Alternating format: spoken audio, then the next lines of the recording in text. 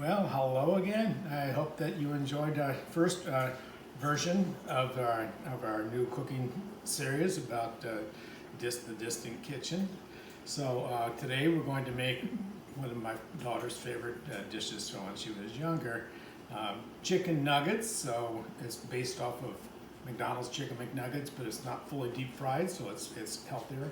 And we serve it with a peanut sauce. We're going to make that. We're going to make mashed potatoes. And we're going to make a special cake called an apple spice cake. So first we'll bread the chicken. So this breading is called standard English breading. It's basically flour, which I season with salt, white pepper, and garlic powder, although you could just have plain flour. Egg wash, which is basically scrambled or whipped up eggs with some milk. That's all there is to it, just enough so that it'll run a little bit. And then breadcrumbs. So I like to keep all these items on hand for when I'm cooking in general. So it's nice to have them on hand now here in the time of the virus. So I've diced the chicken breasts up into pieces about like this, sort of hand, about chunks about an inch or so. One thing I've learned over the years about doing this kind of breading is that if you've got one hand you're breading with, keep your other hand without anything on it, and you actually have a clean hand that way, in case you happen to need one, although it's still a messy job.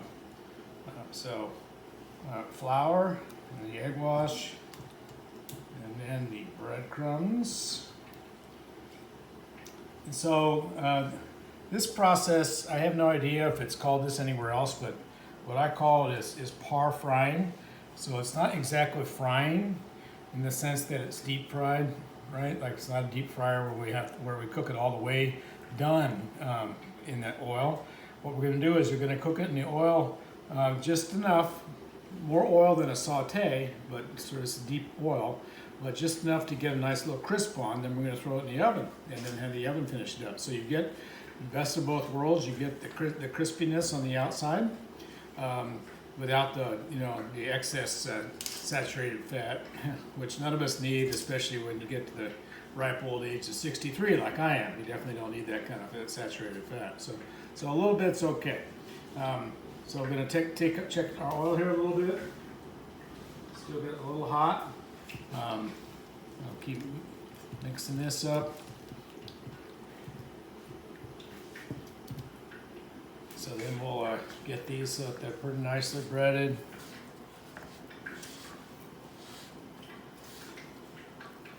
So this is just basically a box breadcrumb you can buy. These are actually garlic flavored breadcrumbs. I like those, but you could use Italian flavor if you wanted to. I think garlic flavor works better for this particular dish. And we're going to check on our oil and see how it's doing. Says it's good. Okay. We have a little fry going on here. So try to dredge it a little bit so you don't get too much product in there besides the chicken. And just cook them long enough to brown them up a little bit. And we're going to turn them and we're going to put them on this pan for the oven.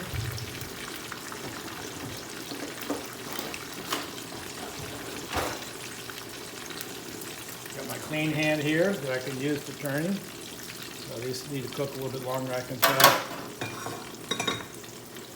So we're also going to make mashed potatoes a little bit later. I wasn't sure I was going to do this, but I think that a lot of people make mashed potatoes out of a box these days. And honestly, you don't have to do that.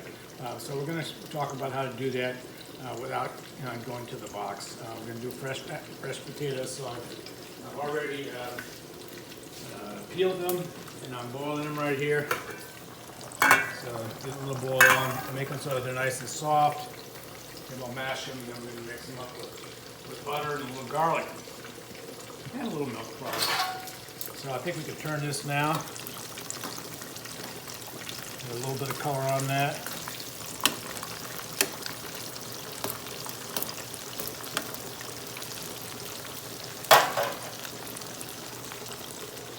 I think I'll bread a few more of these.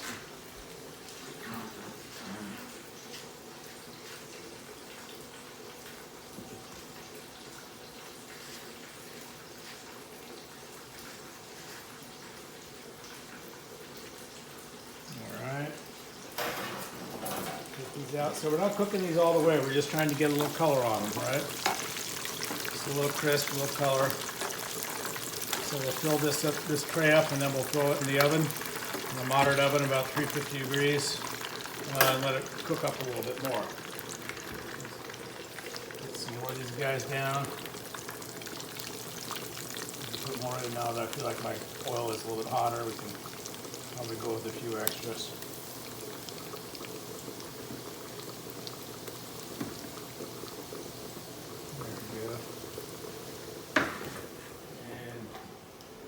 Make this our last batch here.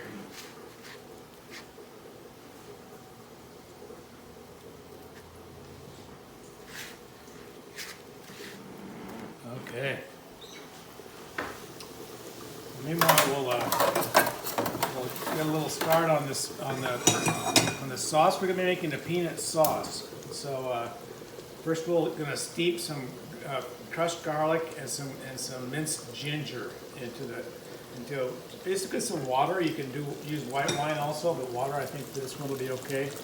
And if you haven't used fresh ginger before, it needs to be cooked out a little bit in some liquid to be able to function properly. You just can't throw it into a cream soup as is, right? This will also this will impregnate the water, or if you're using white wine, with the flavors of the garlic and the ginger, and then we'll be finish making it a full-on peanut sauce. So I guarantee you will be something different from what you get with ketchup when you go to Mickey D's with these things. So barbecue sauce, or whatever it is that they serve with them. You got more chicken too, and less bread than you have than the ones in the fast food places.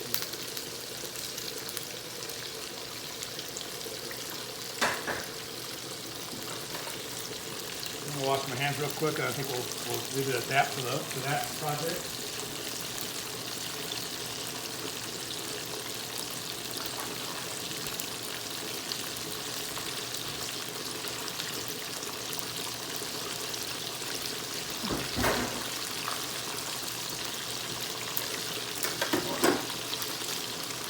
Okay.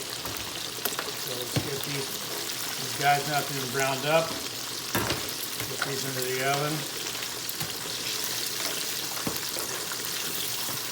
So I've done this with a few other things too. Other kinds of meat you can do it with. I've done it with pork chops, for example. Anything that you would bread, you can do it with. So I'm going to pop this into the oven for another 15 minutes or so. We'll get this hot oil out of the way. We don't need that. So now we're going to work on our sauce. So, two flavors that are going into the sauce. We have some fresh garlic here that's been peeled, and we've got some ginger. So ginger root, very commonly used in Chinese and other Asian cuisines. It's great in stir fries. One of the things I've learned about ginger is you don't actually need to peel it. Most recipes ask you to peel it and go through and like this, and you get little pieces like this. You've got to peel. The truth is that if you cut it up, mince it up fine enough, it doesn't matter. You can actually, nobody's going to know. So we're going to make some thin slices out of the ginger here. Ooh, that smells good. Just turn it one way.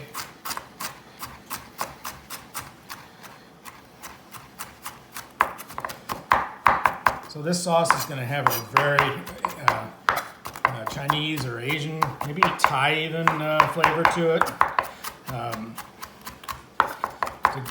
To go with the chicken, which is something that's much more familiar probably to Americans at least. Which we tend to eat with ketchup or barbecue sauce. This is, I think, a little bit better. So there's our ginger. Now we'll mince up our garlic. I'm actually going to save some of this garlic for the potatoes, because I'm going to do garlic mashed potatoes as well. I'll do some of it, with the rest of it with this sauce. So off we go. drenching. Okay, it's a pretty good mix, so we'll save this for the potatoes. And then we take the gingers, mostly ginger and some garlic, and we put it right here, this pan here. Let this cook up a little bit. So we need to let it cook for a few minutes to get the for the ginger to actually set up. As I was saying before. All right. What else are we going to put in that sauce? We're going to put peanut butter. I like to use organic peanut butter for this project, which means you do have to stir it up. You see how it's kind of oily in the top. You could use regular peanut butter if you don't have any. I know we're in a period where we can't go to the store as much as we'd like to, so you could use regular peanut butter if you want to. It's just a little bit better with this. We're going to use some soy sauce. We're going to use some red wine vinegar.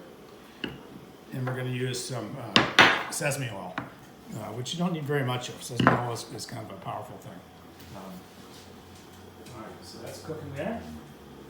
That's cooking there.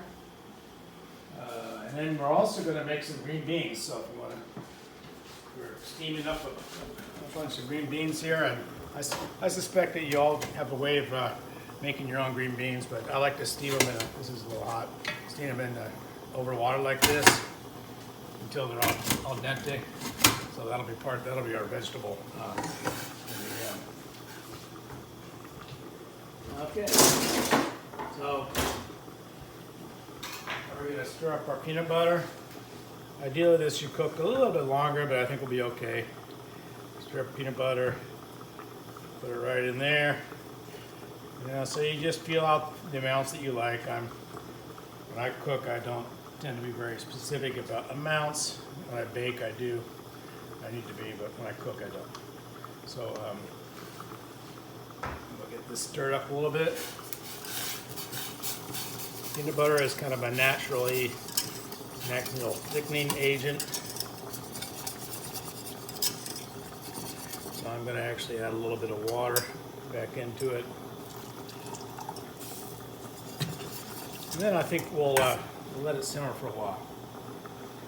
So let's work on our cake for a little while. How that's going. So this cake was one of the very first cakes I learned how to make. I made this cake in 1972. How many of you were even born then? I was working in a restaurant which is no longer there. It's called the Fresh Ground Coffee House in Burlington, Vermont. That's where I grew up, and it was my first restaurant job.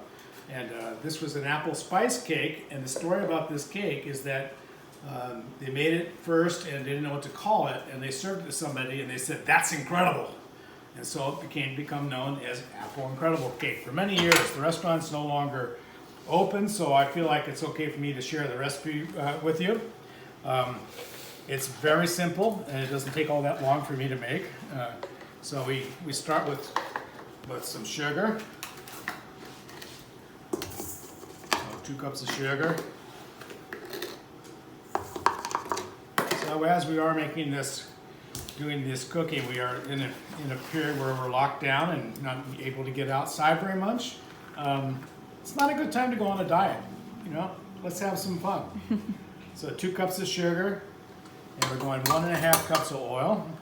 Now you're going like, this really is not diet food. This basic canola oil. You don't want to use olive oil on this project. By the way, I use canola oil for the frying as well. So then we'll get our mixer going.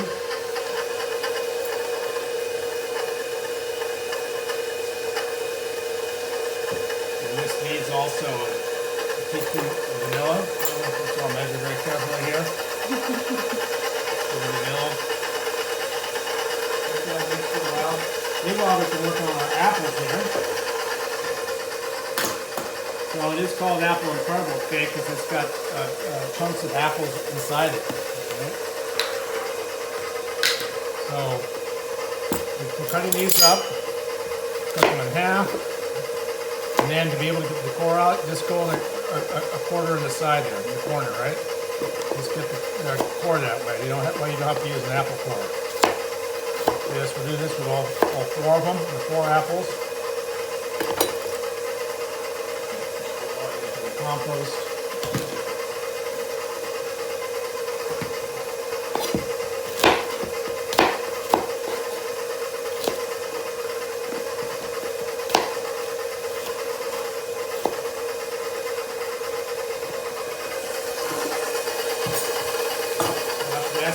a while. We'll come back here and we'll add some eggs.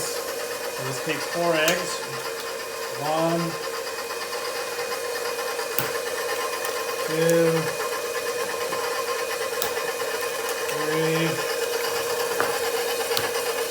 4 eggs. Let's cook for a little bit. Let them beat a little bit. Back to our apples again.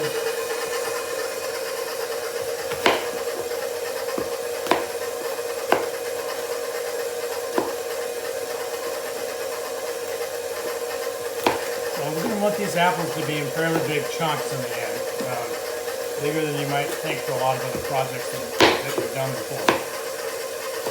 So no, we don't peel them either. It actually bakes in pretty good. I guarantee you're going to like this cake. It doesn't look like much when it's done, but boy is it tasty. And then we're going to cut these probably in big chunks like this. If they're wide, maybe a half like that, maybe 3. So you get the picture of the kind of size that we want. Bigger than you might think.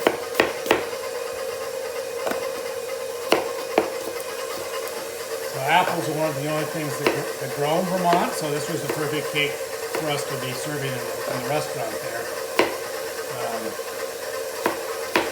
Goes well with whipped cream or a little vanilla ice cream also, if you happen to have that on hand.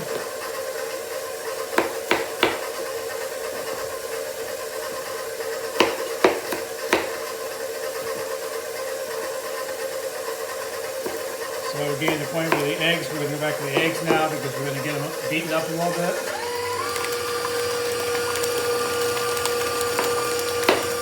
So I think the amount of time that you beat an egg into a recipe is something you probably just learn over time. You know, not too much, but definitely you're going to have to do a lot. So this is a fairly heavy batter, so I let in the eggs beat for quite a while. We're actually almost done with it. Alright, so the egg plus apples are ready. So if you have a mixer like this, you need to learn how to lift it up a little bit like this to be able to get to the bottom of the bowl. This doesn't seem safe, but it works well. We'll get a little.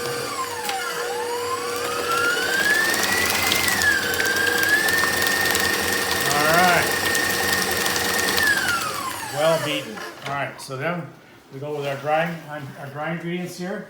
It's 3½ cups of flour, half a tablespoon or 1 tablespoon of cinnamon, teaspoon of salt,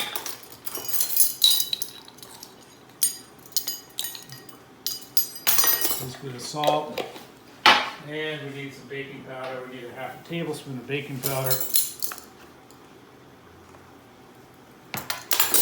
Rise. So my pro tip on adding dry ingredients is that you might spill a little flour. That's not a big deal, but you don't want to be spilling the leavening ingredients. So we put those in first. That's on the very top, and then we'll give it a soft mix first. Let that go.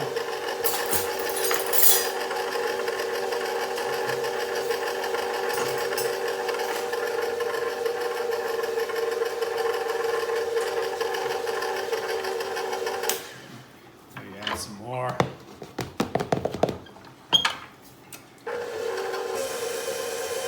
Then we add the apples finally at the end here.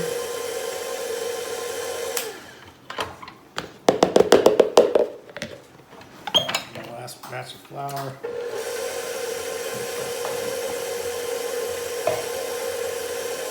Get that so it's incorporated, and then we add the apples, and you hardly mix it all once the apples are there.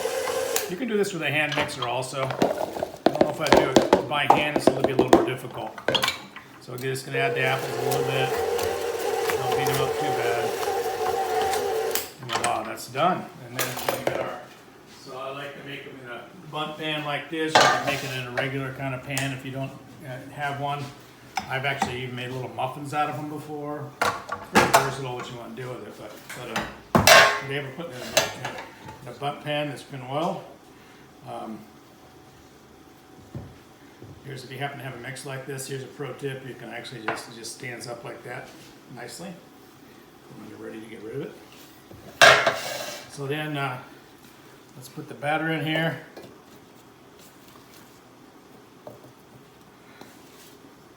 And batter down.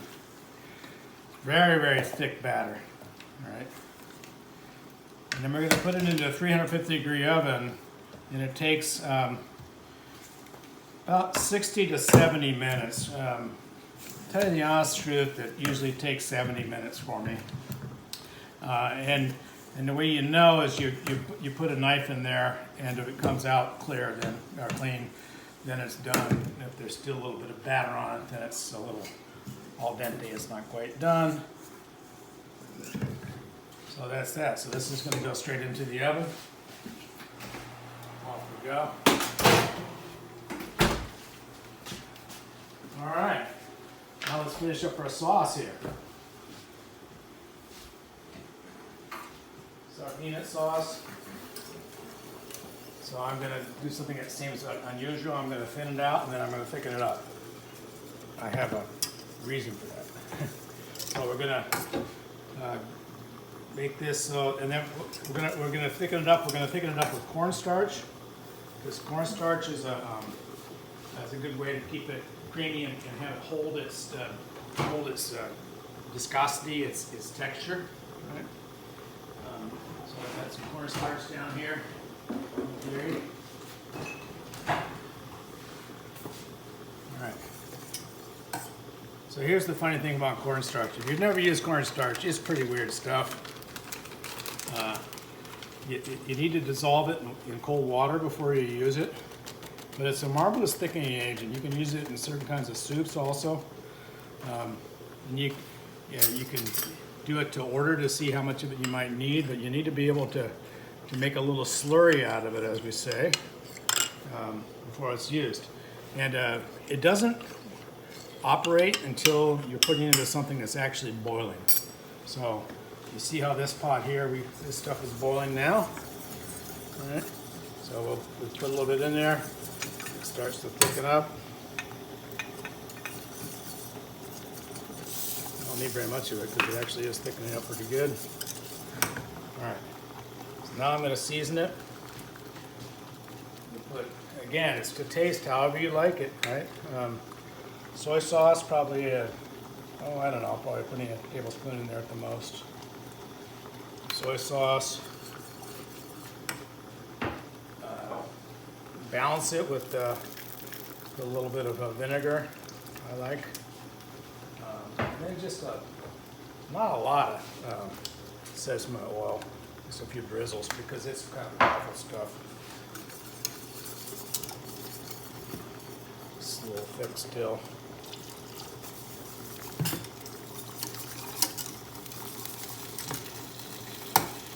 Let's see how we're doing here. I'll use a little bit of salt.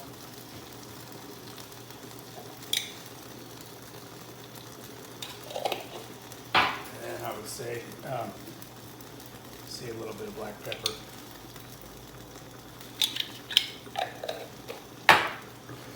There it is, ginger peanut sauce. Hold on. We'll let that sit for a bit. We're going to finish off with our potatoes. Let's see how these are doing.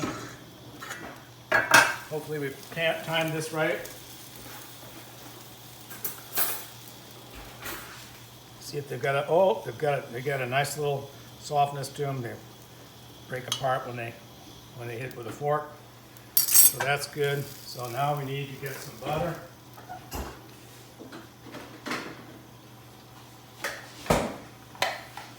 In here we have this. Not a lot of water left in it. I think I can strain some of the water out.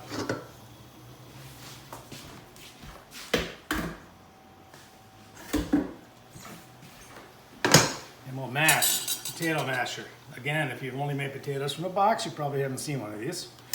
But if you're older than a millennial, then you know what it is, right? Maybe you do anyway if you're a millennial. So smash it a little bit. Get them all nice and smashed up.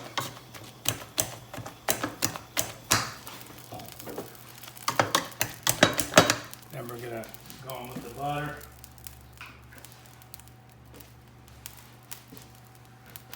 And the garlic.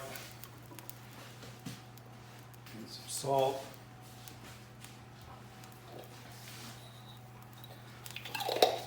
And mashed up a little bit. And let it sit there and melt for just a minute. Sure. And meanwhile, I'm going to put our plate together.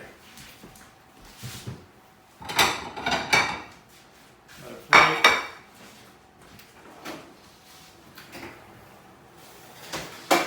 Chicken's done. A few of these on here.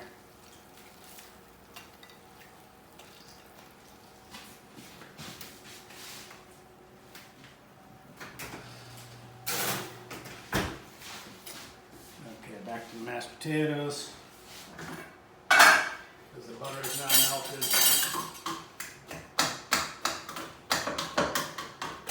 We have one more ingredient for the mashed potatoes, a little bit of milk.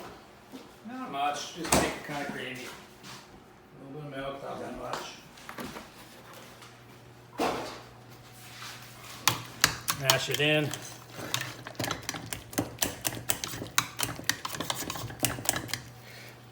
We'll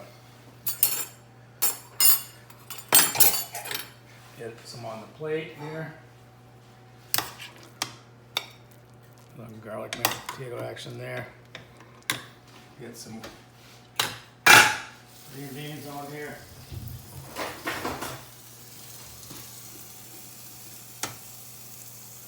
This is a pretty healthy dinner, you gotta admit, but also comfort food given the moment that we're in, right? Comfort food.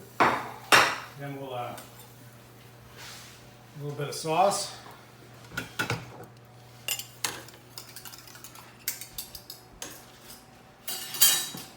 Right over the top. A little peanut sauce. And then voila. Oh, but we still have a cake to come, don't we? Yeah. I actually made a cake before. We started taping because I knew that we wouldn't have it done in time. So I've got one I'm going to show you.